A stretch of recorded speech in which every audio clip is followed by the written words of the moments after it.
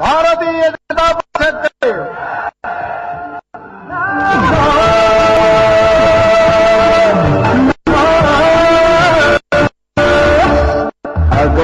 ತಾರಾ ಬಳಗದ ನಡುವೆ ಮುಳುಗುವ ತಂಪಿನ ಚಂದಿರನು ತಂಪಿನ ಗುರಿಯಲು ಬರದ ತಂದಿರುವ ಭಾರತ ಮಾತೆಯ ಮಗನು ನಮೋ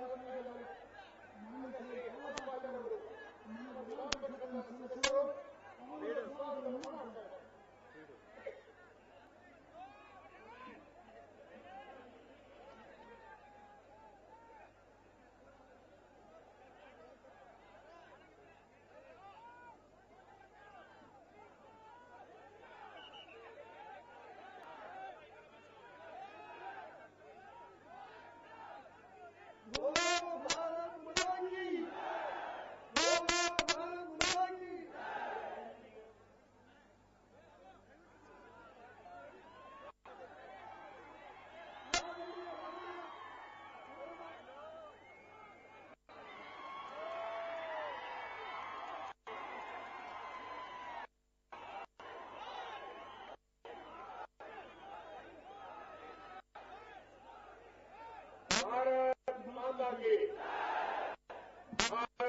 माता की मंच पर विराजमान कर्नाटक के भूतपूर्व मुख्यमंत्री मेरे मित्र श्री जगदीश जी, कोपल के लोकसभा के उम्मीदवार श्री संगनाथ करण जी, बेला के उम्मीदवार श्री रामलू जी, मंच पर विराजमान सभी वरिष्ठ महानुभाव और विशाल संख्या में पधारे हुए मेरे भाइयों और बहनों,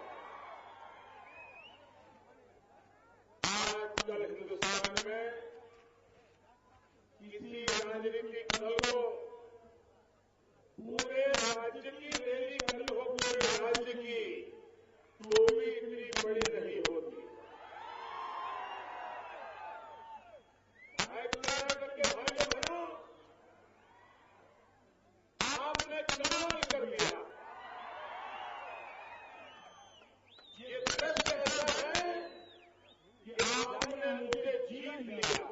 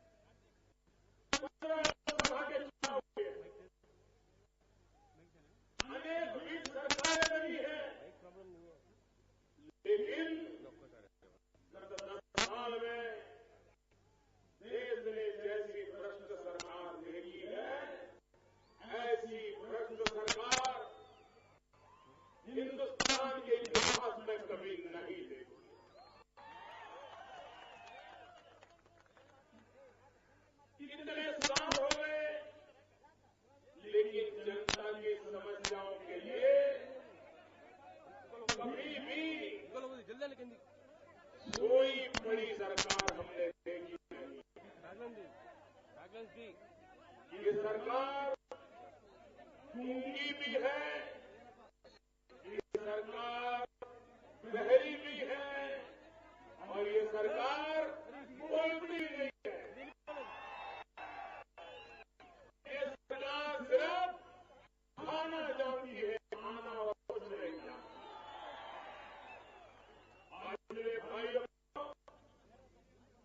ऐसी आने वाली सरकार अब देश की जनता उसको ही खा जाएगी।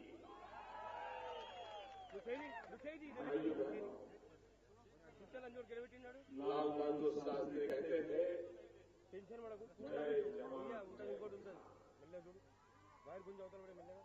इन्होंने क्या हाल करके दिखा है। आज युद्ध में जितने किसान मरे,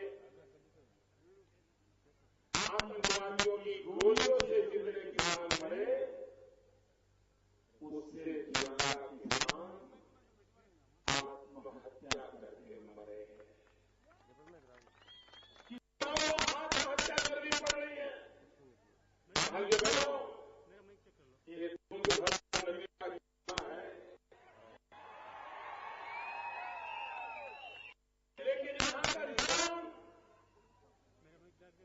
खेती करने को तैयार नहीं है, फसल बोने को तैयार नहीं है। उसको तो लगता है कि खेती न करके जो कर्ज करूंगा, खेती करूंगा तो भी भूखा होगा, ऊपर से कर्ज ज्यादा हो जाएगा। ऐसी सरकार है, किसानों को सही बीज चाहिए, बीज नहीं देता।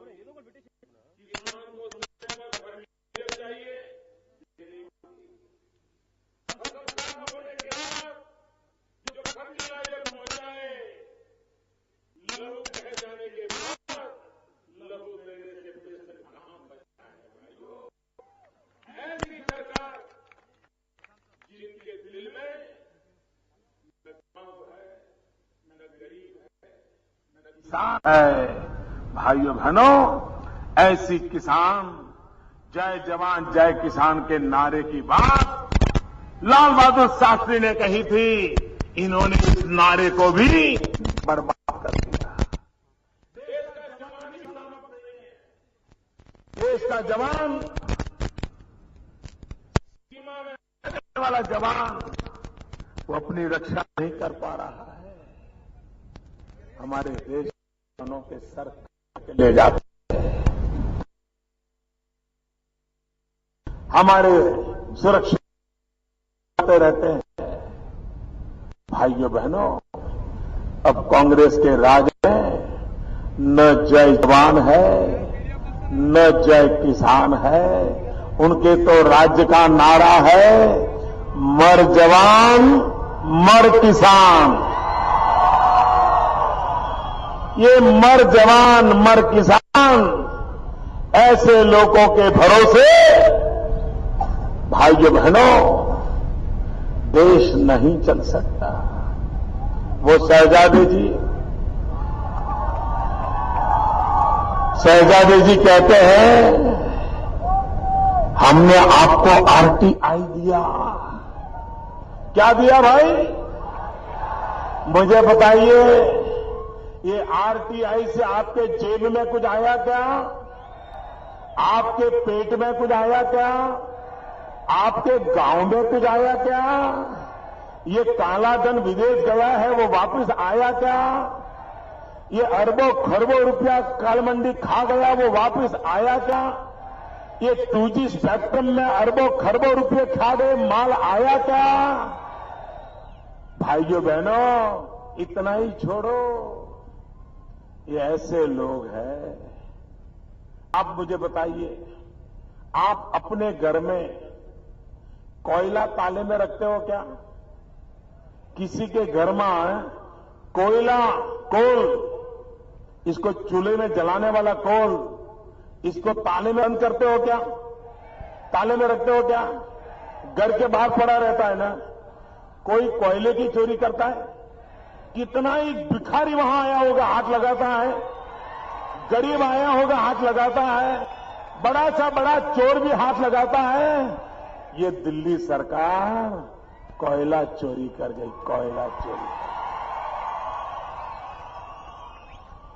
अरे इससे भी आगे ये आरटीआई के शहजादे, जरा ये बताओ, ये कर्नाटक में टॉयलेट की चोरी किसने की? जरा बताओ, ये टॉयलेट की चोरी किसने की? कोई टॉयलेट की चोरी करता है क्या? कभी करता है जी? चौराहे पर टॉयलेट हो कोई चोरी करता है क्या? ये कांग्रेस वाले टॉयलेट की चोरी कर गए। आप कहते हो टॉयलेट की चोरी हुई, टॉयलेट वापस लाओ, वो कहते हैं आरटीआई ले जाओ। भाइयों बहनों, जंगल में एक शिकारी गया, बंदूक अपनी गाड़ी में रह गई, शिकार दिखता नहीं था, तो गाड़ी से उतर करके जरा टहल रहा था। इतने में शेर की आवाज आई। ये घबराया, बंदूक तो गाड़ी में रह गई, अब करे क्या? उसने क्या किया? जेब में से बंदूक का लाइसेंस निकाला और उसको लाइसेंस दिखाया। देख, मेरे पास लाइसेंस है। क्या लाइसेंस देख करके शेर रुक जाएगा क्या? रुक जाएगा क्या? ये भ्रष्टाचारियों की बात करने वाले शहजादे जी कहते हैं आरटीआई दिखा दो, आरटीआई। भाइयों बहनों, ये मजाक उड़ाते हैं गरीबों का। इनको भ्रष्टाचार से देश को मुक्त नहीं करना है। आप मुझे बताइए मेरे भाइयों बहनों, क्या काला धन देश में वापस लाना चाहिए कि नहीं लाना चाहिए? ऐसे नहीं, जो मीलों दूर खड़े हैं उनको भी मेरी बात सुनाई देती है तो वो भी बोले काला धन वापस लाना चाहिए, काला धन वापस लाना चाहिए।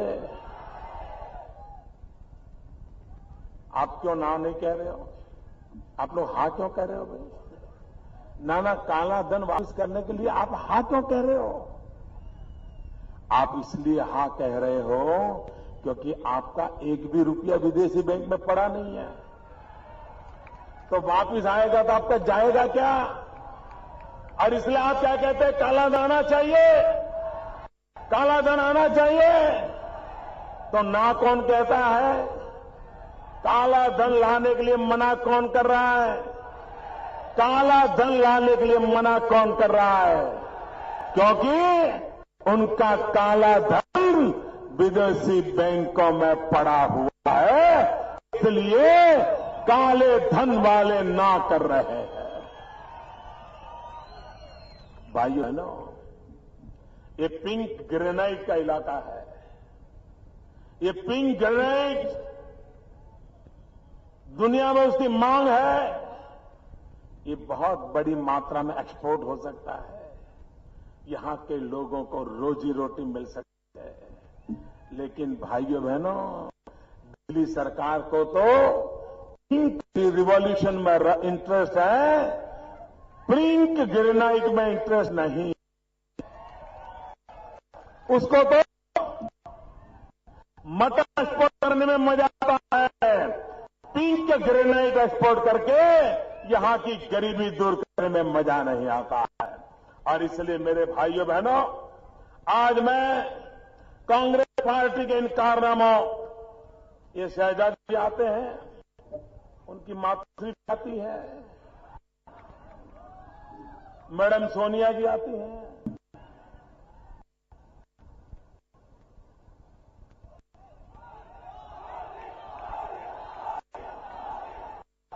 और मैडम सोनिया जी कहती है हमने तो गांव से गरीबी दूर कर दी। कैसे कर दी? हम नरेगा लाए, नरेगा लाए। मिट्टी इधर से उठाओ उधर डालो, इधर से उठाओ उधर डालो, मिट्टी वही, गड्ढा वही, और कागज पे रुपये इधर से उधर हो जाते हैं। न गड्ढा भरता है न मिट्टी दिखती है, कांग्रेस का जेब भरता है, इसी का नाम है नरेगा।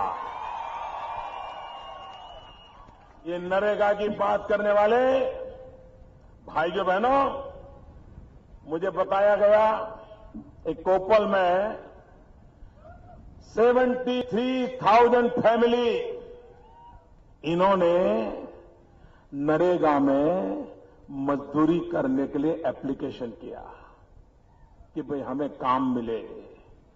भाइयों बहनों, सिर्फ 4,000 लोग हैं जिनको 100 दिन का काम मिला। कहां 73,000 लोग और कहां 4,000 लोग। ये रुपये कहां गए? ये नरेगा के रुपये कहां गए? देश जवाब मांगता है, जवाब देना पड़ेगा। भाइयों बहनों, देश की लूट बहुत चली है। नौजवानों का भविष्य अंधेरे में डूबा हुआ है। ये नौजवान को रोजगार का अवसर नहीं दे सकते हैं। स्किल डेवलपमेंट के लिए इनका इरादा नहीं है। किसानों को पानी पहुंचाना ये इनकी प्राथमिकता नहीं है। किसान जो फसल पैदा करता है उसके पूरे दाम भी नहीं देते हैं। और भाइयों बहनों, किसान जो अनाज पैदा करता है ना, वो खुद का पेट भरने के लिए नहीं करता है। किसान अनाज पैदा करता है, गरीब के भी पेट में वो अनाज जाए, तब किसान को आनंद होता है, संतोष होता है। जब किसी का पेट भर जाए तब किसान को आनंद होता है। और इसीलिए तो किसान को जगत का ताज कहा जाता है। भाइयों बहनों, हिंदुस्तान का किसान अनाज पैदा करता है और अनाज सड़ता है, पानी में भीगता है, चूहे खा जाते हैं और सुप्रीम कोर्ट डंडा चलाती है कि जो अनाज है वो गरीबों को बांट दो। भाइयों बहनों, किसान ने जो अनाज पैदा किया था वो गरीबों को बांटने के लिए सुप्रीम कोर्ट ने आदेश किए, लेकिन ये दिल्ली सरकार ने सुप्रीम कोर्ट के आदेश को नहीं माना। अनाज गरीबों को नहीं बांटा, अनाज सड़ने दिया। अनाज सड़ता रहा, चूहे खाते रहे, अनाज बिकता रहा। और बाद में क्या किया? जो शराब बनाने वाली कंपनियां थी ना, उनको पिछले दरवाजे से 80 पैसे किलो के दाम से बेच दिया। भाइयों बहनों, ये किसानों का अपमान है कि नहीं, मुझे बताइए। ये किसानों की मेहनत का अपमान है कि नहीं है? ये भूखे गरीबों का अपमान है कि नहीं है? और इसलिए मैं कहने आया हूं, भाइयों बहनों, जो किसान विरोधी हो, जो गरीब विरोधी हो, जो गांव विरोधी हो, जो नौजवान की विरोधी हो, ऐसी सरकार को एक पल भी रहने का अधिकार नहीं है। और इसलिए भाइयों बहनों, मैं आज प्रार्थना करने आया हूं। आज समय की मांग है, आज समय की मांग है। दिल्ली में मजबूत सरकार चाहिए। देश को ऐसी सरकार चाहिए कोई हमारी देश को आंख न दिखा सके। अगर हमारी सरकार ढीली ढाली होगी तो सारी दुनिया हमें आंख दिखाती रहती है, दबाती रहती है।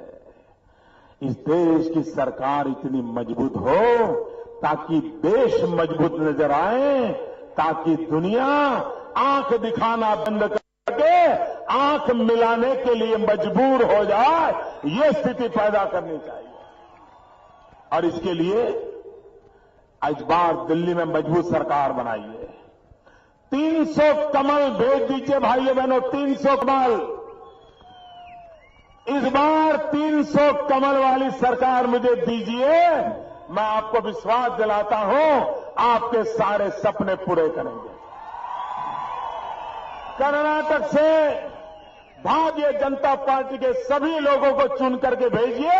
मैं आपको सपने पूरा करने का वादा करता हूं। भारत माता की।